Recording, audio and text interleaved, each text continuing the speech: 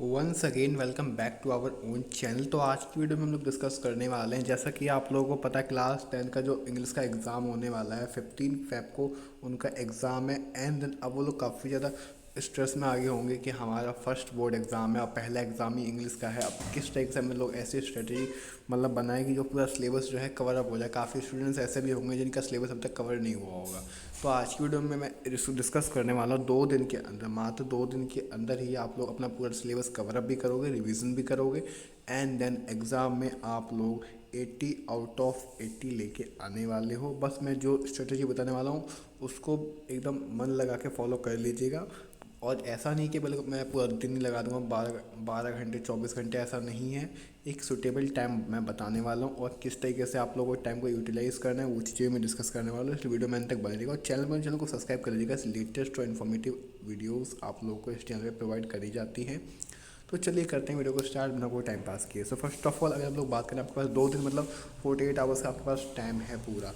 अब hard work तो चलेगा नहीं, स्मार्ट वर्क ही आप लोगों को करना पड़ेगा। पूरा मास्टरिंग अगर आप लोगों को इंग्लिश में करनी है तो स्मार्ट वर्क लगाकर आपको काम करना पड़ेगा।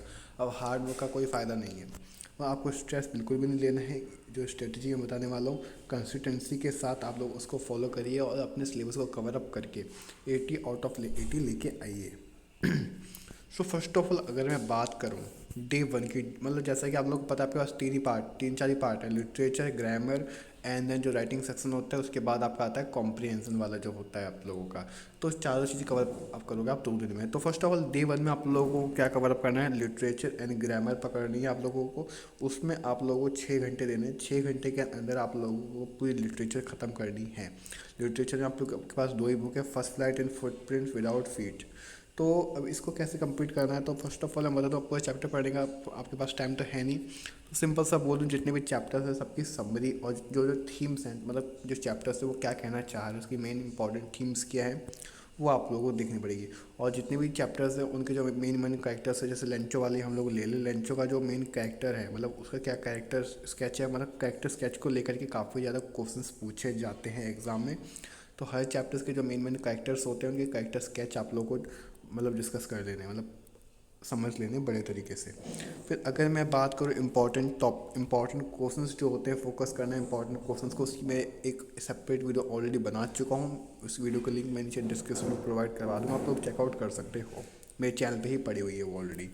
तो अब अगर मैं बात करूँ पोइट्रीज़ की, जितनी भी पोएम्स वगैरह हैं, पोएम्स में आप लोगों को बेसिकली क्या करना है, जो शॉर्ट और लॉन्ग क्वेश्चंस होते हैं वो आप लोग चेकआउट करिए। और जो पोएम्स के जो पोइटिक डिवाइसेस होते हैं, मीनिंग्स क्या हैं, सब कुछ वो आप लोगों को देखनी पड़ेगी। जो पोएम्स हैं उनकी जो पोइटिक डिवाइसेस हैं, मेटाफॉर्स वगैरह जितना भी कुछ है वो आप लोग देखिएगा किसमें क्या मेटाफॉर्स यूज़ किया गया, क्या क्या पोइटिक डिवाइसेस है, वो आप लोगों को सब कुछ देखना पड़ेगा। और यूज़ करिए एनसीईआरटी सॉल्यूशंस, प्रीवियस ईयर्स जितने भी पेपर्स हैं वो सारे आप लोग लगाइए। लास्ट के जितने 3 4 साल पुराने PYQs आ गए आप लोग निकालोगे, उसमें बेसिकली जो जो रिपीटेड क्वेश्चंस हैं उन क्वेश्चंस को आप लोग चेकआउट कीजिएगा।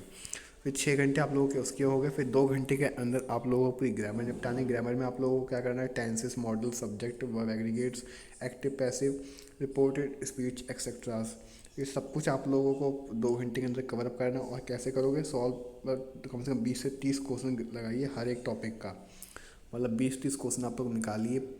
ज़रूरी नहीं PYQ उसका, वो तो आप किसी भी उससे निकाल सकते हो, गूगल में बहुत सारे आपको क्वेश्चंस मिल जाएंगे, वो क्वेश्चन को सॉल्व करिए। और इससे आप लोगों को जो ग्रामर है वो कंप्लीट होगा 2 घंटे में। फिर 2 घंटे का आप लोगों को राइटिंग सेक्शन लगाना है। 8 घंटे इसमें ऑलरेडी हो चुके हैं, अब 2 घंटे का राइटिंग सेक्शन है। टोटल 10 घंटे हो गए। इसमें आप लोग क्या करोगे, राइटिंग सेक्शन में आप लोगों का लेटर राइटिंग है, फॉर्मल एंड इनफॉर्मल लेटर्स। और बेसिकली आप लोगों को मैं बता दूँ फॉर्मल लेटर ही आप लोगों को बेसिकली आता है, तो उस पर ज़्यादा फोकस कीजिएगा। फिर आपका है notice, article, speech writing, story writing. तो इस चीज़ का भी आप लोग ध्यान रखिएगा। 2 घंटे के अंदर आप लोग इसका फॉर्मेट मतलब चेक कर लीजिए किस टाइप से लिखा जाता है, कौन सा मतलब क्या फॉर्मेट है, सब कुछ आप लोग चेकआउट करिएगा। एंड देन प्रैक्टिस कीजिएगा एक एक जितना भी लेटर है खुद से लिख करके आप लोग चेकआउट कीजिए। टोटल 10 घंटे आप लोगों के एक दिन के अंदर हो गए, मतलब एक दिन में आप लोगों को पूरे 10 घंटे का जो है पूरा शेड्यूल मैंने दिया है। 10 घंटे के अंदर आप लोग ये पूरा जितना भी सिलेबस है आप लोग कवर अप करोगे। ठीक है, अब अगर आप चाहो तो अगर एक्स्ट्रा पढ़ना चाहो तो एक्स्ट्रा भी आप लोग पढ़ सकते हो। अब वो टाइम जो है आप टाइम अपने आप हिसाब से देख लीजिएगा, आप सुबह का टाइम पढ़ना चाहते हो कि रात के टाइम पे। फिर डे टू की मैं अगर बात करूँ, डे टू में आप लोग रीडिंग एंड कॉम्प्रिहेंशन वाले जितने होता है उसकी प्रैक्टिस करनी है। उसमें आप लोग बेसिकली सिर्फ 2 से 2 घंटे ही देने हैं। उसमें प्रैक्टिस कीजिए 2 से 3 अनसीन पैसेजेस का, और उसमें ध्यान इंप्रूव करिए अपनी स्पीड्स को। सबसे ज़्यादा टाइम जो लगता है, टाइम कंज्यूमिंग आप लोग आपका जो होता है कॉम्प्रिहेंशन होता है। तो उसमें आप लोगों को क्या करना है कि जो कॉम्प्रिहेंशन वाले जितने भी क्वेश्चन हैं अनसीन पैसेजेस, उनको खुद से सॉल्व करिए। 2-3 अनसीन पैसेजेस लगाइए और सॉल्व जल्द से जल्द जितना हो सके ट्राई कीजिए कि आप लोग जल्दी से जल्दी सॉल्व कर सको। और एमसीक्यूज़ और सब्जेक्टिव दोनों टाइप के क्वेश्चंस आप लोगों को लगाने हैं। सैम्पल पेपर्स आप लोग लगा सकते हो पुराने। फिर आप लोगों को बाकी का क्या करना है, 4 घंटे लगा करके आप लोगों को दोबारा से जितने भी डिफ़िकल्ट चैप्टर्स होते हैं आप लोगों के, जितने भी डिफ़िकल्ट आप लोगों को चैप्टर्स लगते हैं, उनको दोबारा से उसकी समरी रिवाइज़ कीजिए। करेक्टर स्केच है ऑलरेडी बता रहा हूँ, वो आप लोग चेकआउट कीजिए और प्रैक्टिस करिए। लास्ट ईयर जब बोर्ड एग्जाम लास्ट के जितने भी 3-4 साल पुराने क्वेश्चन पेपर्स हैं आप लोग निकालिए। गूगल पे मिल जाएंगे, मेरे चैनल पे भी पड़े हुए हैं ऑलरेडी, आप लोग चेकआउट कर सकते हो। तो वो PYQs लगाइए। उसके बाद जाके फिर आप लोग ग्रामर और जो राइटिंग वाला सेक्शन होता है आप लोग जो क्वेश्चन बोर्ड आप पेपर आप लोग निकालोगे उसके अंदर ऑलरेडी राइटिंग सेक्शन का पूरा क्वेश्चंस दिया होगा, तो आप लोग उसको सॉल्व कीजिए। और फिर उसके बाद जाकर के लास्ट में, सबसे लास्ट में आप लोगों को लगाना है एक पूरा PYQ, मतलब एक मॉक टेस्ट आप लोग दीजिए पूरा 3 घंटे का टाइमर लगा करके। आप 3 घंटे के अंदर कितनी देर में आप लोग पूरा पेपर सॉल्व कर रहे हो। और एटलीस्ट अगर 3 घंटे का पेपर है तो आप लोग 2.5 घंटे के अंदर ही पूरा पेपर सॉल्व करने का ट्राई कीजिएगा। मतलब आधा घंटा पहले ही पेपर ख़त्म कर सको, ऐसी अपनी प्रिपरेशन रखनी है। एंड देन इसमें फिर आप लोगों को मैं कुछ टिप्स भी देना चाहूँगा, लाइक जैसे कि प्रायोरिटी दीजिए आप इंपॉर्टेंट टॉपिक्स को लेकर के। जितने भी इंपॉर्टेंट टॉपिक्स हैं जिसमें से ज़्यादातर क्वेश्चंस पूछे जाते हैं उन पे आप लोग को फोकस कीजिए। फालतू के चैप्टर्स को हाथ लगाने की बिल्कुल भी ज़रूरत नहीं है। और उसके बाद आप लोगों को अवॉइड करना है जो नए नए टॉपिक्स हैं, लाइक जैसे कि अगर कुछ टॉपिक्स आप लोगों को रह गया, अगर आप लोगों ने कोई एक चैप्टर छोड़ दिया फिर आप उसको दोबारा से मतलब पढ़ने का ट्राई मत कीजिएगा, आप लोग उसको अवॉइड करिए।